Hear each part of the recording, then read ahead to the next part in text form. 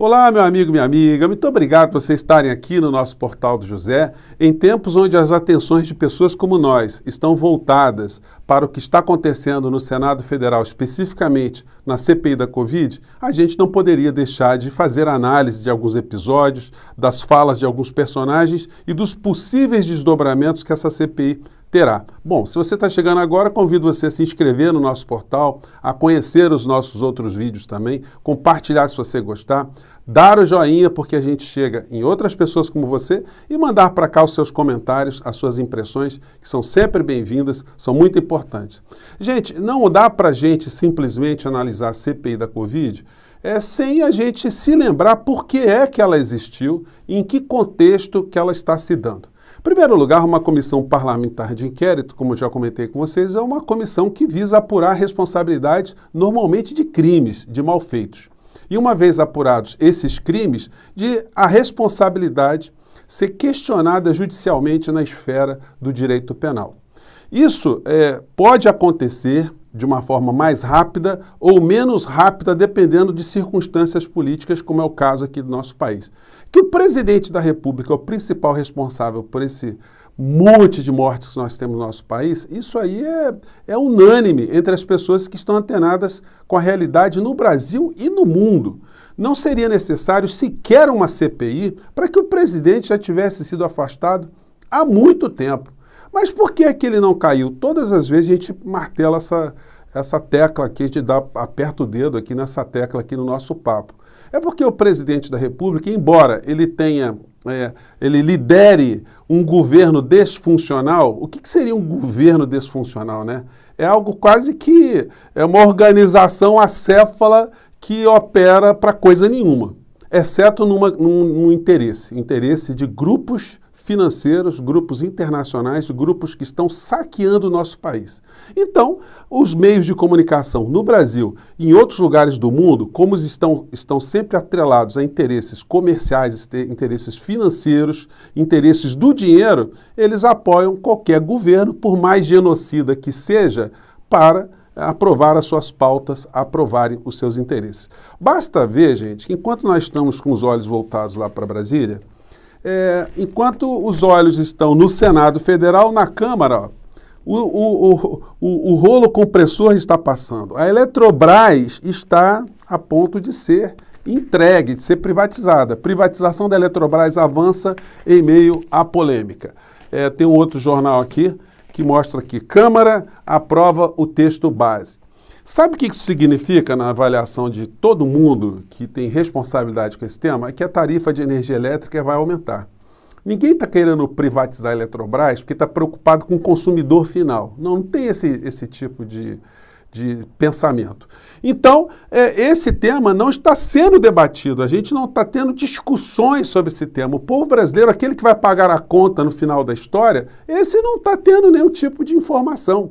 É muito engraçado ver como, engraçado não, é triste, dramático ver como a mente da sociedade brasileira, em sua grande maioria, está totalmente anuviada para essas questões e a gente tem as nossas atenções voltadas para outro lado, para a questão da CPI da Covid.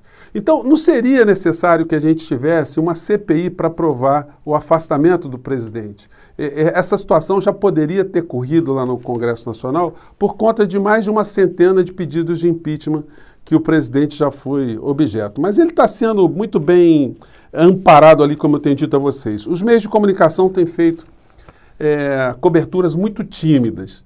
Eles, durante essa pandemia toda, se eles tivessem já associado esse desastre à figura do desgoverno que a gente tem e que está sendo mostrado agora nessa CPI, como sendo um conglomerado de pessoas, um aglomerado de pessoas, cada um ganhando uma grana para ocupar uma função em completa dissonância, em completo divórcio com as outras áreas governamentais. Ninguém sabe o que o outro está fazendo dentro do governo. E o presidente também não sabe.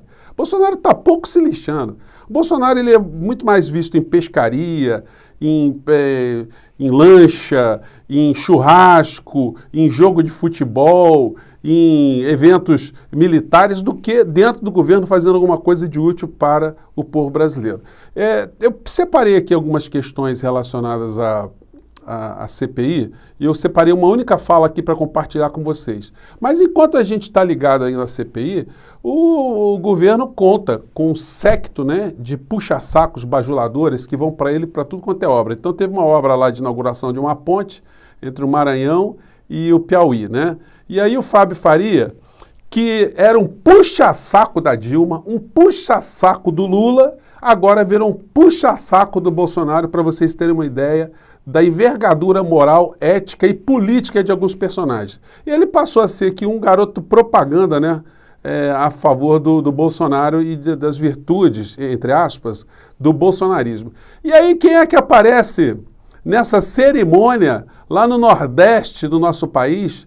O indivíduo que é pago com o dinheiro do povo carioca. Quem é que estava lá? Vamos pegar aqui para vocês verem. Vamos lá. Salvo pela eleição de Jair Bolsonaro. Apareça, Carlos. Não fique no Rio, não. Fique do lado do seu pai em Brasília. Sabe por quê? Porque há 15 dias atrás, ninguém via na televisão que ia ter... Então, meus amigos aqui do Rio de Janeiro, você que elegeu o Carluxo, o cidadão carioca, você é um bobo, para não dizer trouxa, um otário, porque você está pagando o salário de um vereador para fazer tudo na vida, menos para ser vereador da cidade do Rio de Janeiro. Com uma penca de assessores, vai arrecadando dinheirinho ali, o dinheirama, né? E, enfim, mas isso, se tratando de família Bolsonaro, está dentro de um perfil estético, perfil moral dessa turma toda. Hoje, lá na CPI, teve uma fala do senador Marcos Rogério, e ele estava falando do tal gabinete paralelo e fez uma dobradinha ali com o Flávio Bolsonaro. E o Flávio Bolsonaro mandou essa, né?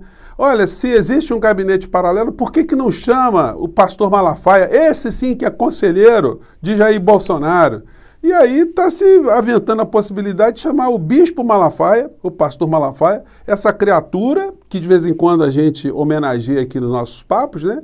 Para ele falar, eu tinha falado para vocês aqui que ele é o conselheiro político e o conselho jurídico do Bolsonaro. E também conselheiro espiritual, né? Agora, que ele é a figura, a sombra desse governo, que ele tem essa importância toda, isso agora ganhou mais contorno com essa fala do Marcos Rogério e do Flávio Bolsonaro.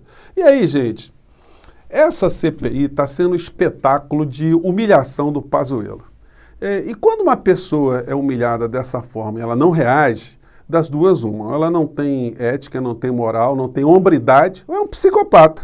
Ele está escutando tudo aquilo e não se incomoda, vai dormir tranquilo. Eu acho que pode até ser uma mistura de tudo isso, porque uma pessoa que comandou o ministério em meio a tantas mortes e chega e fala da forma como ele fala, desenvolta, falando de várias coisas ali, realmente deixa a gente com esse tipo de percepção, né? É uma pessoa sem moral, sem ética, sem princípios, que de repente até pensa que tem, mas funcionou à frente do Ministério da Saúde como um lacaio, num governo desfuncional. O Bolsonaro certamente deu um comando para ele inicial e depois entregou. Falou assim, ó, Pazuello, você vai defender a cloroquina e vai ajudar no que for possível aí só para não queimar muito a minha imagem. Eu vou falar umas besteiras de um lado e você segura a bronca toda do outro. Você vai ganhar um salário dobrado, vai poder botar um monte de parceiro aí dentro do ministério, vai arrumar emprego para tua filha, para teus filhos, enfim. Vai morrer gente? Vai, mas tudo bem. Você fica aqui com essa grana que está tudo resolvido. Gente, é assim. É a única explicação. O Pazuello, ele foi comparado ao Eichmann, que eu comentei com vocês aqui, tem o senador Eduardo Viana, ele comparou, como eu comparei aqui também, por conta dessa alienação do Pazuello, com esse criminoso nazista que foi enforcado no final do julgamento, porque ele também desenvolveu uma postura idêntica à postura do Pazuello à frente do genocídio que nós estamos tendo aqui no Brasil. Eu acho que até o senador, de repente, alguém assistiu o nosso papo aqui, comentou com ele, porque ele pegou um trecho exato aqui que a gente tinha falado no livro. E aí, na sequência de humilhações, eu poderia pegar vários trechos aqui. Mas essa aqui do senador Otto Alencar, eu acho muito exemplificativa, porque o senador Otto Alencar, ele mostra que alguém que não tinha nenhum tipo de informação científica no Ministério da Saúde, numa circunstância de uma pandemia, não poderia ter assumido essa função. Teve até um caso engraçado do senador, deixa eu ver se eu pego o nome dele aqui, é o Marcos Duval. Esse foi muito engraçado, né? Porque ele falou assim, senhor Pazuello, o senhor se comportou como as pessoas estavam dentro de um avião e, de repente, 2 pilotos foram embora, isso se referindo provavelmente ao Mandetta e o Taixe, né? E aí, o senhor foi chamado como passageiro para conduzir um avião que estava indo de frente a um desastre, e o senhor aceitou a tarefa, né? Quer dizer, mesmo sem conhecer porcaria nenhuma, o cara deu um exemplo pavoroso, mas isso mostra, assim, o perfil intelectual dos senadores bolsonaristas, sem falar que tem senador vigarista, senador que defende ali o indefensável, e alguns, como o senador Bezerra, o Fernando Bezerra, que só usa o espaço ali para fazer proselitismo e não quer perguntar nada, só para defender o governo, porque é o que mais ganhou dinheiro, é o que mais conseguiu distribuir dinheiro no tratoraço, né? Naquele escândalo do orçamento oculto. Então ele vai ali só para defender o Bolsonaro, e aí a gente vai comentar outras coisas. Mas vamos acompanhar aqui esse trecho aqui da fala do senador Otto Alencar, gente, vale a pena. Vamos lá. Fazer perguntas mais profundas, mais completas sobre o Covid-19, ou seja, o Excelência está dominando a matéria. Eu, por exemplo, sou médico de formação, mas já fui secretário de Indústria e Comércio no meu estado. Tomei 60 dias de curso para entender de subsídios, de implantação de indústrias, e isso me valeu muito. Eu pude fazer meu trabalho e não tive problema. O senhor tomou curso de doenças infecto-contagiosas com quem? Não fiz curso algum específico sobre doença infecto-contagiosa. E Covid? Também não fiz curso algum, doutor. O senhor sabe quando aconteceu a primeira manifestação de coronavírus no mundo? Eu sei que fazem alguns anos, não foi esse ano. A data. Não, data eu não tenho. Sei que não foi esse ano, o ano passado. Então, senhor, eu vou começar a explicar ao senhor para você ficar mais preparado para esse tema. A primeira manifestação de Covid no mundo foi em 1964, coronavírus comum, que... Aí ele está explicando aqui, cientificamente, por quê, né? E a gente vai entender por que o senador está falando isso. Eu vou perguntar ao senhor, quantas formas de coronavírus tem que causa a doença infecto-contagiosa? O senhor sabe quantos tem? Doutor, eu não sou especialista, eu não sou médico. Eu, quando coloquei as perguntas ontem, são perguntas sobre a gestão, sobre a pandemia. Falamos sobre... São tantas coisas que vão além, ministro, além do conhecimento puro médico. O senhor não conhece, não sabe nem o que é a doença. Então, não sabe nada da doença. Não podia ser ministro de saúde, pode ter certeza absoluta. Eu, por exemplo, no seu lugar, não aceitaria. Porque a responsabilidade com a vida é para quem conhece a doença. Então, o senhor não sabe nem que... O senhor sabe qual é o grupo que pertence o Covid-19, o novo coronavírus? Doutor, vou repetir. Eu não vou nem colocar a resposta assim dessa forma, só para não agredir a área médica. Eu não sei mesmo. Mas o senhor tinha que saber. Tinha que saber. Olha, o novo coronavírus é do grupo beta dos coronavírus todos que manifestam. Tem 7 tipos de coronavírus, 6 tipos de coronavírus, que causam a doença infecto-contagiosa, a pneumonia virótica. Tem o HCOV 22.9E, que foi de 1964, que eu falei com o senhor. Tem o SARS-CoV de 2002. Tem o HCOV 043 de 2004, tem o HCOV HK...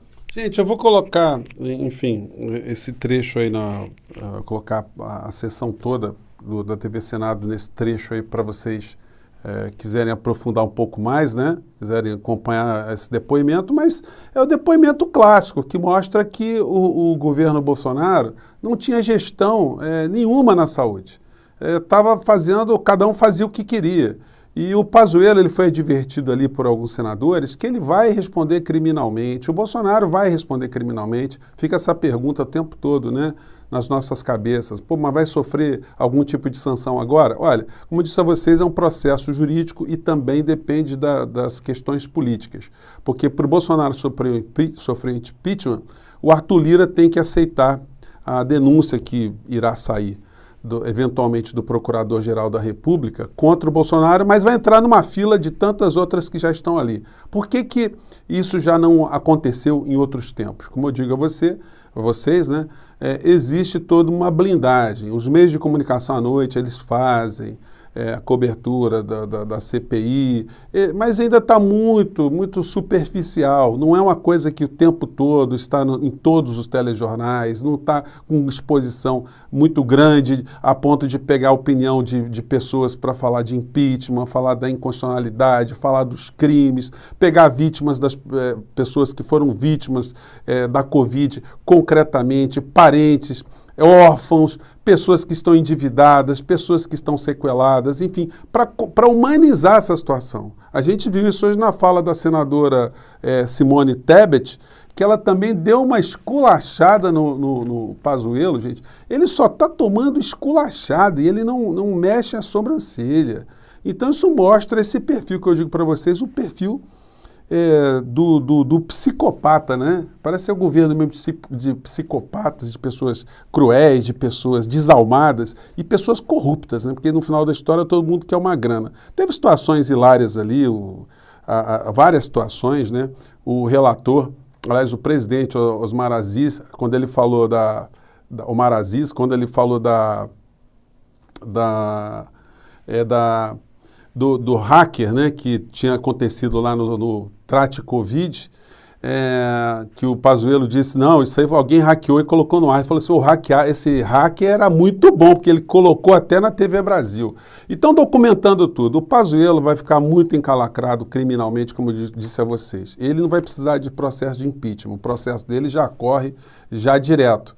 Ele vai ser responsabilizado, vai ter que ter uma boa banca de advogados, porque a Advocacia Geral da União não vai ficar com ele o tempo todo, a vida toda, para resolver problemas. O senador Ângelo Coronel perguntou qual seria a missão dele à frente do Ministério da Saúde. E ele respondeu, saiu para um lado, saiu para o outro, não respondeu. Mas a missão dele está bem explicitada aqui no Twitter da deputada Carla Zambelli. Uma boa notícia, isso ela publicou dia 16 de maio de 2020, há um ano atrás, né? Uma boa notícia para o povo brasileiro. O general Pazuello assume interinamente o Ministério da Saúde com a missão de liberar o uso de cloroquina desde o início dos sintomas da Covid-19. Não podemos mais adiar a utilização de uma das possibilidades promissora de salvar muitas vidas. Então tá aí. Foi essa a missão do general.